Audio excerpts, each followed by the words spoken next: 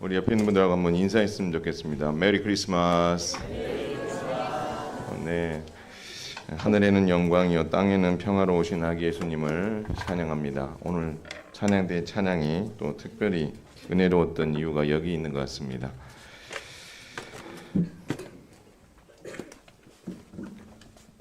여러분, 성탄절은 우리에게 어떤 의미로 다가오는 날입니까?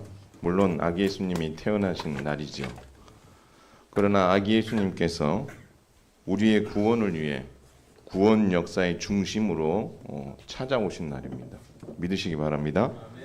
창세 전부터 계획하셨던 하나님의 구원 역사의 큰 물줄기에 아기 예수님께서 이제 본격적으로 올라타신 날입니다. 그래서 우리 아기 예수님의 탄생이 주는 그 어떤 감성을 찬송가는 이렇게 표현합니다. 기쁘다 구주 오셨네. 기쁨으로 표현하고 있습니다. 고요한 밤 거룩한 밤, 그리고 끝에 뭐가 있죠? 아기 잘도 잔다라고 표현하고 있습니다. 여러분, 아기가 잠자는 모습처럼 편안하고 평안할 때가 없겠죠. 바로 그 평화와 안정감이 아기 예수님의 탄생을 통해서 우리에게 주어진다라는 것. 그래서 우리가 앞서 이야기했던 것처럼 인사했던 것처럼 하늘에는 영광이다. 그래서 이 아기 예수님의 탄생이 하나님 보시기에 너무 마음이 기쁘시다. 땅에는 평화다. 우리에게는 평화가 찾아왔다라고 고백하고 있는 것이죠. 그런 점에서 오늘 우리가 읽었던 본문은 이 기쁨과 평화라는 관점에서 보면 그 이야기가 상당히 큰 이야기가 담겨져 있어요. 짧은 절이지만 이 절 안에 정말 하나님의 우리에게 주시는 기쁨과 평화라는 특별한 그런 어떤 주제를 가지고 살펴보면서 2023년 성탄절 아침에 우리는 이 참 기쁨과 평화를 우리에게 선물로 주시기 위해 태어나신 이 아기 예수님의 이야기와 함께 그렇다면 우리는 어떻게 아기 예수님께 우리가 믿음을 고백하고 우리가 헌신할 수 있을지를 잠깐 살펴보도록 하겠습니다. 주제는요, 박사들은 참 기쁨과 평화를 주실 아기 예수님께 예물을 드려 신앙을 고백했다라는 것입니다. 여러분, 오늘 본문을 우리가 읽으면서 시작과 함께 한 인물이 등장합니다. 그 사람이 누구죠? 헤롯 왕입니다. 여러분, 이 헤롯 왕에 대한 이야기로 시작을 하지만 실제 이 이야기의 기록들을 면밀하게 살펴보면 기록되지 않은 헤롯 왕 뒷배경이 되는 이야기가 있습니다. 그 배경 안에는 로마 제국이라는 큰 나라 이야기가 그 안에 들어가 있습니다. 그런데요, 오늘 저 성탄절 아침인데 얼굴들이 다들 너무 어제 저녁에 피곤하셨습니까? 얼굴이 딱딱하게 굳어 계시네. 여러분, 오늘 우리가 이야기하게 된 이 헤롯 왕과 그리고 로마 제국과 그리고 아기 예수님 이 세 이야기를 합치면 한 가지 주제가 공통점이 나옵니다. 그 공통점이 뭘까요? 우리가 앞서서 이야기를 다 했었던 내용에 나와 있습니다. 바로 평화라는 공통점을 가지고 있어요. 헤롯도 평화와 연결되어 있고 로마 제국도 평화와 연결되어 있고 아기 예수님도 평화와 연결이 되어 있어요. 좀 생뚱맞지 않습니까? 아기 예수님께서 평화와 연결되어 있다면 그래 맞아 라고 대답을 하고 고개를 끄덕일 수가 있는데 로마 제국과 헤롯 왕이 어떻게 평화하고 연결이 되지? 그러나 여러분, 이 이야기 안에 들어가 보면 충분히 평화 이야기가 담겨져 있는데 예수님께서 우리에게 주시는 평화하고는 색다른 평화가 그들에게 있다라는 것입니다.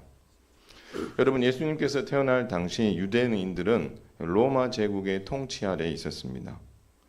요즘식으로 말하면 이 로마 제국이 당시에는 잘 나갔습니다. 정말 제국의 면모를 갖추고 특별히 예수님께서 태어나실 이 시대를 사람들은 뭐라고 이야기하냐면 한번 말씀드린 적이 있는데 팍스 로마나라고 표현을 합니다. 로마를 통해서 평화가 있다라는 것입니다. 그래서 당시는 정복 전쟁도 그렇게 많지 않았고 한 200년 동안 약간 평화한, 그래서 좀 안정적인 시기가 있었습니다. 그 시기에 예수님께서 태어나셨거든요. 그런데 성경에 보면 호적을 명령했던 로마 제국의 왕이 있습니다. 그 사람 이름이 가이사 아구스도입니다. 실제 황제 이름은 옥타비아누스입니다. 근데 이 팍스 로마나, 로마를 통해서 평화가 구현된다, 이 말이 떠돌던 시기는 바로 이 가이사 아구스도가 통치하면서 이 시대가 시작이 됐어요. 그런데 여러분, 이 팍스 로마나, 로마를 통해서 평화가 주어진다, 이 평화는요, 겉은 평화지만 실제 안으로 들어가 보면 거짓된 평화다라는 것입니다. 속내는 다르고 겉 포장만 어떻게 해놨다는 거예요? 평화로 포장을 잘 해놨다라는 것입니다. 그 대표적인 예가 뭘까요? 아기 예수님께서 아직 마리아의 태중에 있을 때에 왜 베들레헴에 내려갔죠? 예, 이 가이사 아구스도가 호적을 하라고 명령을 했기 때문입니다. 그러면 왜 호적을 하라고 명령을 했을까요?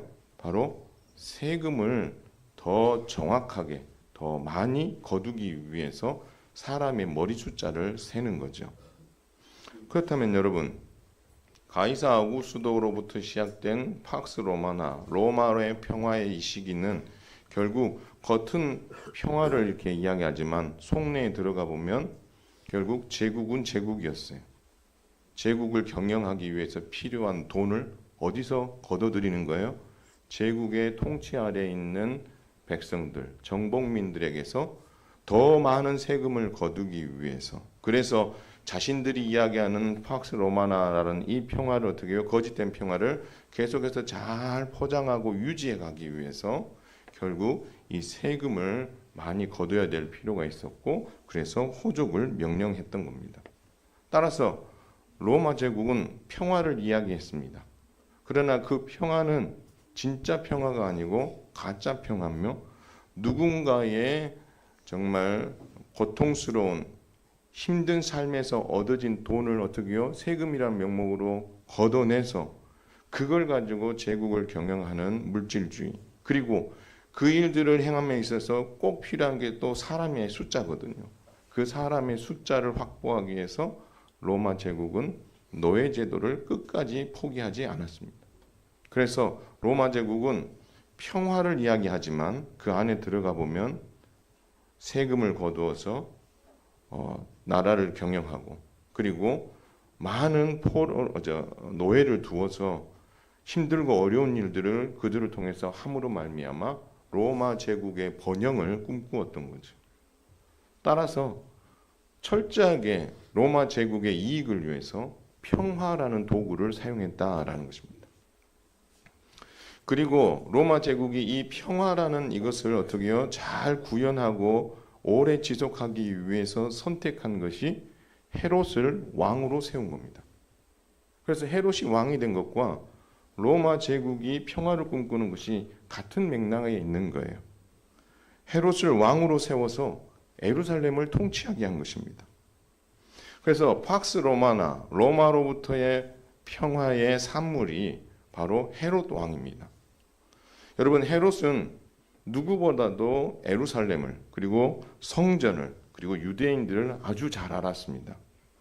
그 한 가지 예로 이 헤롯 왕이 위대한 일들을 정말 많이 했어요. 그 중에 이 헤롯 왕이 왕이면서도 건축가라는 사실 아십니까? 건축에 정말 달인이고 요즘 시대도 지을 수 없는 그런 어떤 건축물을 지었어요. 특히 물을 공급해 주는 수로를 만들었는데, 여러분, 요즘 기술자들도 그렇게 만들지 못한답니다. 저 높은 산에서 도시까지 물을 이렇게 대는데 어떻게 해요? 이 너무 경사가 심하면 물이 콸콸콸 내려오겠죠. 그래서 적당한 각도를 두고 각 지역에 물이 공급될 수 있도록 그 각도를요 정말 잘 측량해서 만들어 놨어요. 그만큼 설계도 잘하지만 그것을 시공하는 일에도 탁월했었어요. 그런데 바로 이 예루살렘의 평화를 위해서 헤롯 대왕이 선택한 중점 사업이 있는데 그 사업이 예루살렘 성전 확장 공사입니다. 여러분, 예루살렘의 성전이 3번 세워집니다. 첫 번째, 솔로몬 때에 솔로몬 성전이 세워졌어요. 그렇죠? 그리고 나서 약 500년이라고 보면 500년 후에 결국 바벨론 제국에 의해서 이 예루살렘 성전이 파괴가 됩니다.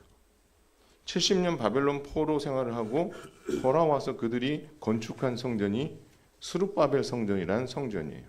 근데 이 성전도 오래가지 못해서 파괴가 됩니다. 바로 로마 제국이 예루살렘으로 들어오면서 성전을 완전히 파괴해 버린 거죠.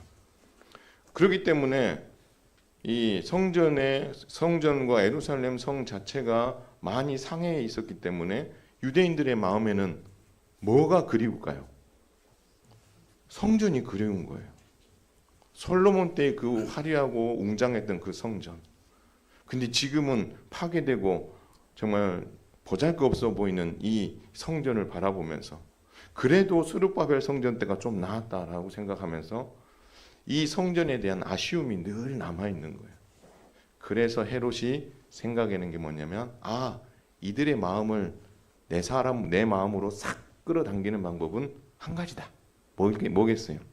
그들의 염원을 풀어주는 거죠. 바로 예루살렘 성전을 확장 공사하되 크게 짓고 화려하게 지어서 유대인들의 마음을 사야 되겠다라고 생각한 거죠. 무엇을 위해서 그가 이 예루살렘 성전을 이렇게 화려하고 크고 멋지게 확장 공사를 했을까요? 이유는 3가지예요. 겉으로는 예루살렘의 무엇을 위해서? 평화를 위해서. 유대인들과 잘 지내야 예루살렘이 안정적이겠죠. 그렇죠? 예루살렘의 평화를 위해서. 그리고 자신의 왕권을 강화하기 위해서. 그래서 유대인들을 자기 편으로 만들어 자기가 이 왕의 자리에 오래 있고 싶은 거죠. 3번째는 뭘까요? 로마 제국의 통치 아래에 있습니다. 로마 제국이 자신을 왕으로 세웠어요. 그러니 로마 제국의 마음도 어떻게요? 잘 만져줘야 되지 않겠습니까? 그래서 팍스 로마로부터의 평화가 어떻게요? 잘 유지되기 위해서는 당시 반골 기질이 정말 많았던 이 예루살렘 사람들 잘 어떻게 마음을 만져주고 다스려주는 것, 이것이 헤롯이 해야 될 일이었어요. 그래서 헤롯이 꿈꿨던 예루살렘의 평화는 바로 예루살렘 성전 확장 공사를 통해서 이루고자 했었고, 그것은 자기의 왕권을 강화시키고 로마 제국이 바라는 로마로부터의 평화를 계속해서 유지하기 위해서 이 헤롯은 이 평화라는 단어를 자기의 그 중요한 하나의 키워드로 정치적 목적을 가지고 사용했다라는 것입니다. 결국 로마 제국이나 헤롯 왕은 제국의 경영과 왕권 강화를 위해서, 여러분 예루살렘이 무슨 뜻을 가지고 있는 도시 이름이죠? 예루살렘? 평화의 도시입니다. 여러분 너무 아이러지 않아요? 로마 제국도 평화를 이야기하고, 그리고 헤롯도 평화를 이야기하면서 무엇을 가지고 평화를 만들려고 했냐면 평화의 도시라고 하는 이 예루살렘 성전을 멋지게 지어서 이 평화를 어떻게 유지하고 싶은, 그러므로 이들의 평화는 겉만 번지르한 평화였어요. 거짓된 평화였어요. 속내는 검은데 겉으로 드러난 것은 평화라는 것으로 아주 잘 포장해 두었다라는 것입니다. 그러나 여러분, 세상에 변하지 않는 진리가 있습니다. 한번 따라서 해보겠습니다. 거짓은 반드시 들통난다. 거짓은 반드시 들통나고 거짓은 반드시 거짓이라는 것이 드러나게 돼 있어요. 거짓은 숨길 수 없습니다. 숨겨지지 않습니다. 결국 헤롯 왕의 이 거짓된 평화가 깨지는 사건이 일어나게 됩니다. 그 깨지는 사건이 오늘 본문 사건이에요. 여러분, 동방 박사들이 예수님을 유대인의 왕을 상징하는 이 왕의 별을 보고 동방 박사들이 찾아온 곳이 어디입니까? 예루살렘이에요. 그들은 어떤 마음으로 이 예루살렘을 향했을까요? 야, 세상에 어떤 왕이길래 별을 저렇게 밝은 별의 인도를 별이 우리를 인도해서 이 예루살렘까지 왔단 말인가? 그분을 어떻게요? 보고 싶은 마음이 굴뚝 같지 않았겠습니까? 그래서요, 그들이 예루살렘에 도착하자마자 이 헤롯 왕과 그의 신하들 앞에서 그들의 그 뜨거운 마음을 그냥 단번에 그냥 쏟아내 버립니다. 뭐라고 이야기했죠? 유대인의 왕으로 나시니가 어디 있느냐? 우리가 동방에서 그의 볼을 보고 그에게 경배하러 왔다. 이렇게 이야기합니다. 우리가 오랜 시간 별을 보고 하는데 그 별의 주인공이 누구냐? 우리도 그에게 경배하고 싶다. 그 얘기를 하는 거였어요. 근데 중요한 것은 뭐냐면 유대인의 왕으로 나시니가 어디 계시느냐? 우리가 그의 별을 보고 그에게 경배하러 왔다. 이 메시지가, 이 외침이 헤롯 왕이 이제까지 감추어왔던 거짓 포장되어 왔었던 그 평화를 어떻게요? 깨트려버리는 외침이었다라는 이 외침 한마디로 인해서 오늘 본문에는 뭐라고 했냐면 헤롯과 온 예루살렘이 듣고 소동했다라고 이야기합니다. 난리가 난 거예요. 이 외침 한마디에. 왜 난리가 났을까요? 여러분, 예루살렘에서는요, 사용해서는 안 되는 금기어가 당시 하나 있었어요. 그 금기어가 뭘까요? 권력과 관련된 이야기입니다. 여러분, 헤롯은 무엇에 집착을 하냐면 권력에 집착을 합니다. 여러분, 이 헤롯이 이 권력에 대해서 집착을 하기 때문에 이 예루살렘에 살고 있던 사람들은 절대 헤롯 왕 앞에서 권력의 이동과 같은 변동과 같은 그런 얘기를 하는 것은 곧 죽음과 같은 거예요. 말할 수 없는 금기어였어요. 여러분, 왜 헤롯이 이 권력욕을 이렇게 강력하게 가지고 있었고 예루살렘에서 이 권력과 관련된 이야기를 누구도 입번끝하지 못하게 만들었느냐? 그 이유는 여러 가지가 있지만 그 중에 하나가 뭐냐면 권력을 유지하려다가 자기 아버지가 암살당해서 죽었습니다. 그리고 헤롯 가문이 권력을 차지할 수 있으려고 하면 형이 죽을 수밖에 없는 상황에서 내가 살면 나는 나도 죽게 되고 동생인 헤롯도 죽게 되기 때문에 형이 어떻게 했냐면 동생을 위해서 스스로 목숨을 끊습니다. 여러분, 그렇다면 그가 지금 아버지의 암살과 형의 그 권력을 어떻게 해서든 이 헤롯 가문에서 차지하도록 하기 위해 걸림돌이 될 수 있을 거라 생각하고 형이 자살을 했거든요. 그렇게 큰 대가를 치르고 손에 쥔 게 지금 예루살렘에서 왕으로 지금 권력을 쥔 거거든요. 그러니 여러분, 이 권력에 대한 욕심이 얼마나 크겠어요.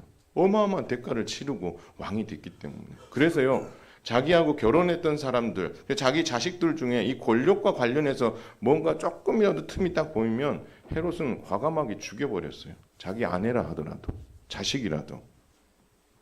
그러니 헤롯 왕 앞에서 유대인의 왕으로 나신 이가 어디 있느냐? 유대인들에게 새로운 왕이 태어났다는데 어디 있습니까? 이 말을 이 동방 박사들이 하는 순간 헤롯 왕만이 아니라 헤롯 왕 주변에 있던 대신들이 화들짝 놀라는 거예요.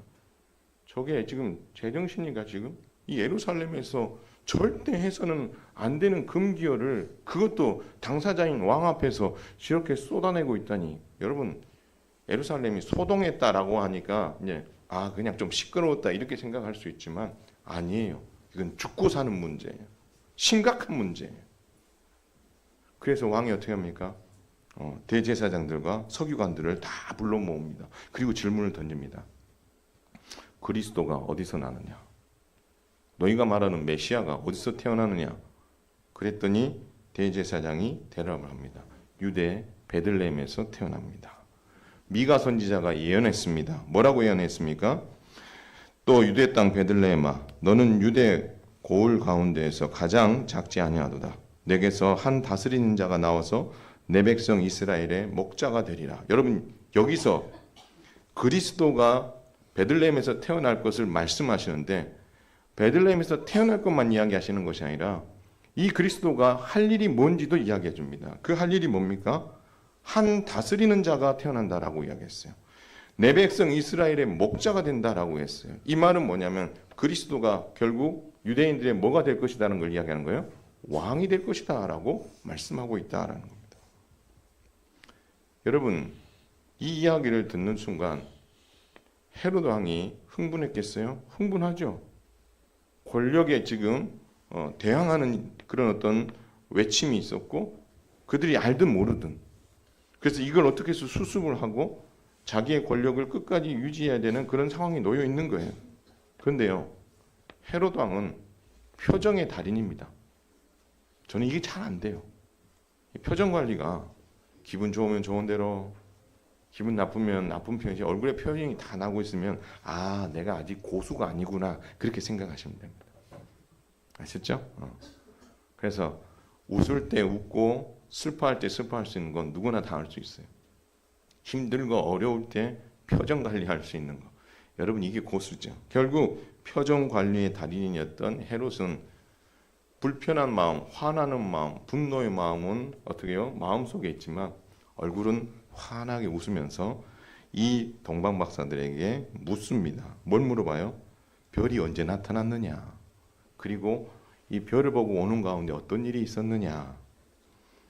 그러면서 자세하게 그들이 여기까지 온 이야기를 듣고 나서는 그들을 베들레헴으로 돌려보냅니다. 그러면서 한 가지 당부를 해요. 그 당부가 뭐냐면 가서 아기에 대해서 자세히 알아보고 찾거든 나한테도 뭐 해달라는 거예요? 이야기해달라는 거예요. 그러면 나도 가서 그 아기 왕께 내가 경배하겠다라고 이야기합니다. 여러분 실상 이 마음이어서 그 이야기를 했을까요? 아마 동방박사들은 이 말을 찰떡같이 믿었을 거예요. 순박한 사람들이어서. 그런데 여러분 헤롯 왕은 말은 이렇게 했지만 내심 속으로는 뭘 갈고 있었을까요? 칼을 갈고 있었어요. 칼을 갈고 있었어요. 내가 여기까지 오는데 얼만큼의 대가를 지불했고 권력과 관련해서 나는 아내고 자식들이라고 봐주지 않았어. 이 아기 왕이 태어난 이 문제도 반드시 내가 해결해야 돼. 그래야지 내가 이 권력을 계속 유지할 수 있다라고 판단을 하고 아기를 죽이겠다는 속셈을 가지고 동방박사에게 이런 제안을 한 거죠. 여러분 그리고 나서 동방박사들은 아기 예수님을 찾아가서 경배하고 이렇게 다 하고 하나님께서 왔던 길로 가지 말고 다른 길로 돌아가라 해서 가게 됩니다. 그리고 나서 우리가 아까 마지막에 읽었던 16절의 말씀에 보면 헤롯 왕이 극대노합니다. 왜 대노합니까? 동방박사들이 자기를 속였다라고 나중에 알게 된 거죠. 그래서 그가 내린 명령이 뭡니까? 야, 이 지금 한 1400년 전에 애굽에서 있었던 명령이 헤롯 왕 입에서 또 나오는 거죠. 애굽에서도 유아를 남자아이를 죽이게 하는 명령을 내린 적이 있었잖아요. 그렇죠? 그런데 오늘 헤롯이 유아를 살해하라는 명령을 내립니다. 베들레헴과 베들레헴 주변에 있는 그런 어떤 지역에 2살 아래의 남자들은 다 죽여라라고 이야기합니다. 거기서 뭐 몇천 명, 몇만 명이 죽지는 않았을 거예요. 왜냐하면 이 베들레헴이라는 도시가 지금처럼 큰 그런 도시가 아니기 때문에 경산처럼 뭐 27만, 8만 이 정도 숫자가 있지 않았기 때문에 우리가 생각했던 만큼 많이 죽지는 않았을 거예요. 그럼에도 불구하고 자신의 권력을 유지하기 위해서 이 아이들을 죽이는 거죠. 예루살렘의 거짓 평화를 위해서 로마 제국의 거짓 평화인 팍스 로마나를 어떻게 해요? 계속해서 유지하기 위해서 그는 꺼내지 말아야 될 강력한 카드 하나를 꺼내는데 그것이 바로 유아 학살 카드였던 거죠. 여러분 그렇다고 봤을 때에 로마 제국이나 헤롯 왕이 외쳤던 이 평화는 진짜 평화입니까? 아닙니다. 그들이 외쳤던 평화는 거짓된 평화고 잘 포장된 포장지에 불과했습니다. 그러나 반대로 아기 예수님께서는 우리에게 참 기쁨과 평화를 주시고자 이 땅에 오신 줄 믿으시길 바랍니다. 그래서 동방 박사들이 다시 동방에서 보던 그 별을 따라 아기 있는 곳에 가게 되고 그 별을 보면서 어떻게 해서 크게 기뻐하고 기뻐했다라고 합니다. 왜요? 이 아기 예수님이 구원자이심을 알았기 때문에. 집에 들어갑니다. 아기 예수님이 누워 계시고 그리고 마리아가 있습니다. 함께 있는 것을 보고 엎드려 아기께 경배를 하고 보배압을 열어서 예물을 드립니다. 황금과 유향과 몰약을 드립니다. 어떤 사람들은 이 황금은 예수님의 왕을 상징한다.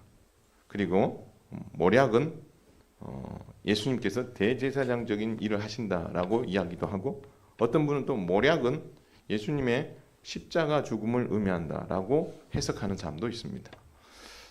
그러나 어찌 됐든 간에 그들은 이 보배압을 열어서 아기 예수님께 이것을 바치는 거죠.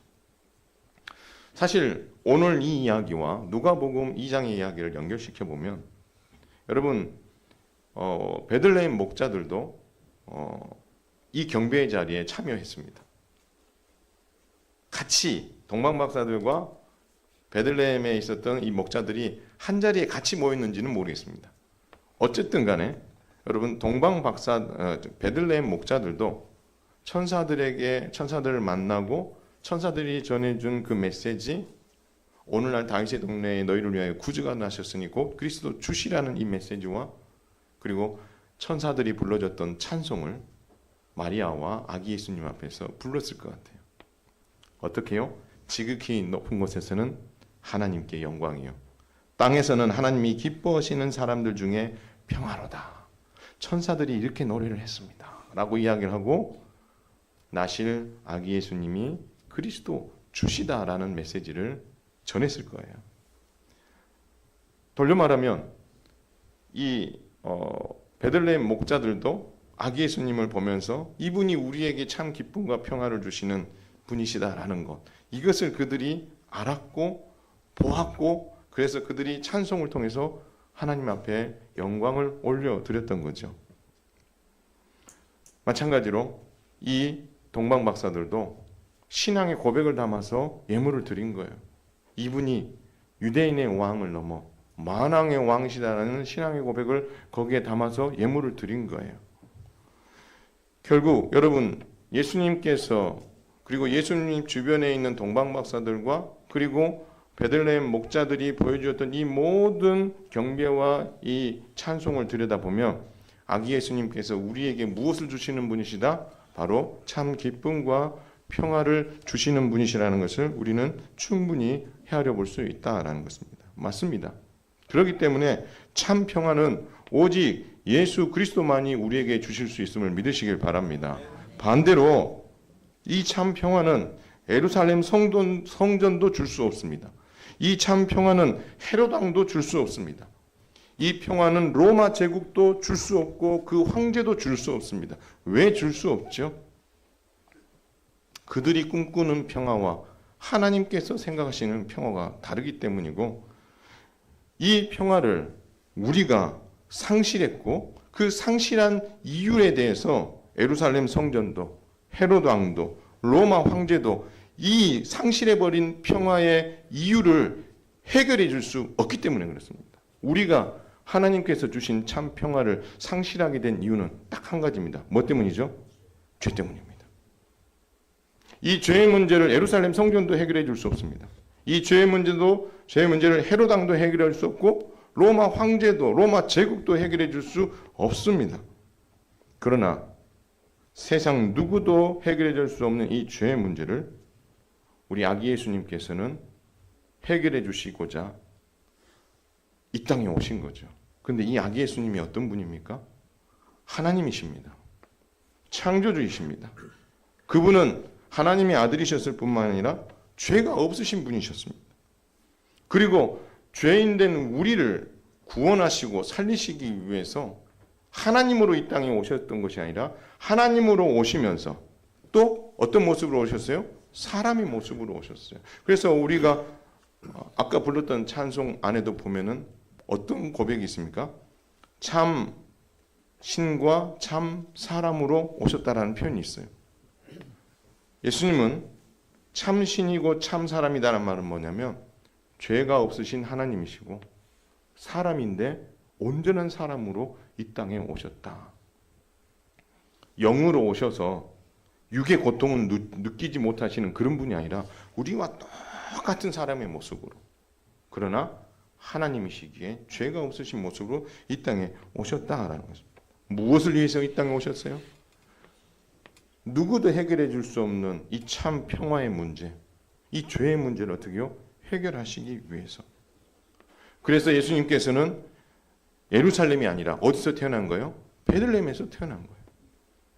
베들레헴에서 태어난 이유가 무엇입니까? 미가서가 말씀하셨던 이 예언을 성취하게 함이기도 하고, 바로 이 베들레헴이 다윗의 동네일 뿐만 아니라 다윗의 계보에서 누가 태어나는 거예요? 예수 그리스도가 태어나시는 거죠. 그래서 마태복음 1장 1절 아브라함과 다윗의 자손 예수 그리스도의 계보라는 그 위대한 선언이 있게 된 이유가 여기 있는 거고, 그래서 예수님께서는 아기 예수님으로 이 땅에 오셔서 나중에 우리를 위해 십자가에 못 박혀 죽으시고 3일 만에 부활하심으로 말미암아 세상 그 누구도 죄에게 빼앗겨 버렸던 이 평화를 되찾을 수 없는데 오직 예수님께서 이것을 되찾아 주심으로 말미암아 우리에게 참 기쁨과 평화를 선물로 주신 줄 믿으시기를 바랍니다.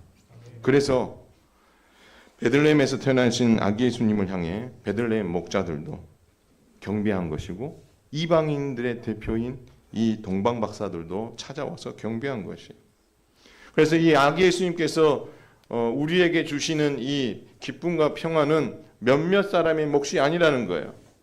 오늘 동방 박사들이 그리고 베들레헴 목동들이 와서 어떻게요? 아기 예수님께 경배한 이 두 사건을 같이 연결시켜 보면 예수님께서는 부하고 능력 있고 뭔가 있어 보이는 사람들을 위해서 이 땅에 오신 것이 아니라 철저하게 낮아지셔서 정말 연약하고 정말 고아와 객과 과부와 같이 소외된 그들을 위해서, 그리고 죄로 말미암아 죽을 수밖에 없는 인생을 위해서 우리 예수님께서 찾아오셨다는 것을 말씀하고 있으며, 더 나아가서 동방 박사들이 예루살렘이 아닌 예수님께서 태어나신 베들레헴에 와서 경배했다라는 것은 이제 이 구원이 누구에게까지 정말 선물로 주어진다? 이방인들에게까지도 선물로 주어지게 될 것이라는 것을 보여주고 있는 것이고, 그렇기 때문에 예수님께서 승천하시면서 마지막 남기셨던 메시지 중에 너희는 모든 민족을 뭐 하라고요? 제자 삼으라. 모든 민족이 이 참 평화와 기쁨을 누리게 되도록 너희는 사명 감당해야 돼. 그것을 마지막으로 남기셨다라는 것을 우리는 잊어서는 안 된다라는 것입니다. 더 나아가서 동방 박사들은 황금과 유향과 모략 이 예물을 아기에게 드렸습니다. 그리고 경배했습니다. 여러분 생일날 선물 받으시죠? 안 받으시는 분 없을 거예요. 우리 아이들이 생일을 간절히 고대하는 이유는 한 가지입니다. 뭐 때문이죠? 선물 때문입니다. 죄송하지만 아이들이 선물을 너무너무 고대하고 있습니다. 근데요,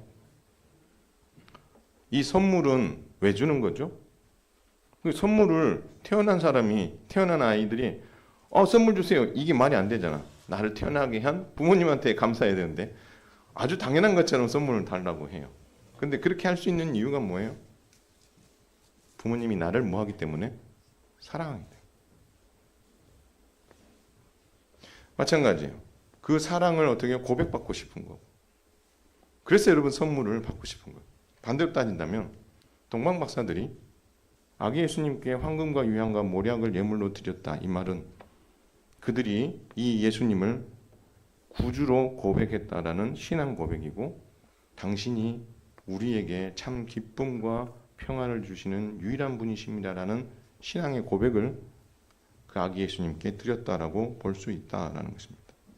그렇다면 사랑하는 성도 여러분, 예수님께서는 우리에게 참 기쁨과 평화를 주시기 위해 성탄절에 완벽한 사람으로 태어나셨고 완벽한 하나님으로 이 땅에 오셨으며 동방박사들의 찬양과 신앙 고백이 담긴 예물과 그리고 베들레헴 목자들의 찬양을 받으시기에 합당한 분이심을 믿으시길 바랍니다. 그리고 이 참 기쁨과 평화를 늘 누리며 살도록 하기 위해서 예수님께서는 십자가에 못 박혀 죽으셨고 부활하셨을 뿐만 아니라 약속대로 우리에게 뭘 주셨어요? 성령을 보내주셨어요. 우리가 기쁨과 평화를 누리며 살아갈 수 있도록 하기 위해서 누구를 선물로 또 보내주셨다고요? 성령님을 보내주셨어요. 우리가 항상 기뻐하라고 바울이 이야기합니다. 그리고 두려움 가운데 있는 우리를 향하여서 우리 예수님께서도 내가 너에게 평안을 준다, 두려워하지 말라라고 하실 수 있는 이유가 무엇입니까? 약속대로 우리에게 뭘 주셨기 때문에 그래요? 성령님을 주셨기 때문에 그래요. 고난 앞에서 두려워하지 않는 사람이 어디 있겠어요? 다 두렵죠. 힘들죠. 특히 질병을 걸린 분들 같은 경우는 얼마나 힘들겠어요. 근데 여러분, 그 모든 것 가운데서도 항상 기뻐할 수 있고 그 모든 것 가운데에서도 그 마음에 평화가 찾아올 수 있도록 하기 위해서 하나님께서 우리에게 뭘 선물로 주셨다고요? 성령님을 선물로 주셨어요. 그래서 여러분 그 결과 성령의 9가지 열매가 나오는 거예요. 그 9가지 열매 안에 이 2가지가 들어가 있어요. 기쁨과 평화가, 희락과 그리고 화평이란 열매로 우리에게 선물 주신다라고 말씀하고 있어요. 따라서 그리스도 안에서 희락과 화평의 열매를 어떤 상황에서도 고난 중앙에서도 풍성히 누리며 그것을 이겨내어 이 희락과 화평이라는 그런 어떤 열매를 탐스럽게 잘 맺어 갈 수 있도록 하기 위해서 하나님께서는 그리스도를 우리에게 보내주셨을 뿐만 아니라 예수님께서는 약속하신 성령을 우리에게 보내주셨다라는 것입니다. 사랑하는 성도 여러분, 여러분의 심령에 그리스도께서 주시고 성령께서 주신 기쁨과 희락과 화평과 그리고 평화가 충만할 수 있기를 주님의 이름으로 축원을 드립니다. 여러분 그 어느 이 모든 것들은 빼앗을 수 있다 없다? 빼앗을 수 없다라고 말합니다. 그러나 사단은 우리에게 오히려 고난 앞에서 두려움을 주고 우리의 귀에 속삭입니다. 야, 너 그렇게 해도 되겠어? 두렵잖아. 그러면서 낙심하게 만들죠. 그러나 그것은 거짓 속삭임이에요. 여러분 안에 기쁨과 평화는 그 누구도 빼앗을 수 없다라고 말씀하고 있습니다. 여러분 그걸 믿으시길 바랍니다. 그래서 여러분 안에 믿음 생활을 하면서 이 기쁨과 평화를 좀 되찾았으면 좋겠어요. 예배 자리에 나오는 것이 기쁨이고 예수 그리스도를 생각하는 것이 기쁨이고 예수님 그분만으로 평화할 수 있었으면 좋겠어요. 뭔가 내 생각과 내 뜻이 맞아떨어졌기 때문에 기쁘고 평화가 있는 것이 아니라 그렇지 않다 하더라도 오직 누구 때문에? 아기 예수님 때문에. 그분이 주신 십자가의 은혜와 그분이 그것을 주시기 위해서 아기 예수님으로 태어나신 그것에 늘 감사하며 기쁨과 평화가 여러분의 심령 가운데서 샘솟게 되기를 주님의 이름으로 축원을 드립니다. 여러분 스스로가 알잖아요. 내 영혼의 상태를. 내가 기쁨과 성령으로 충만하고 내가 평화로 충만한지. 여러분 다른 사람들도 알 수 있게끔 외적으로 드러내고 있는 사람들도 있지만 여러분 그 마음속 깊숙이에 숨기고 있어도 누구는 못 속여요?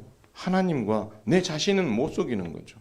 그렇다면 여러분 안에 정말 기쁨과 평화가 있는가? 한번 생각해 보세요. 아니요. 있는데 그것을 우리가 상실하고 잊어버리고 마치 없는 것처럼 살아가고 있다면 여러분 안에 저 깊숙이 숨겨져 있는 기쁨과 그리고 이 평화를 다시 끄집어내시기 바랍니다.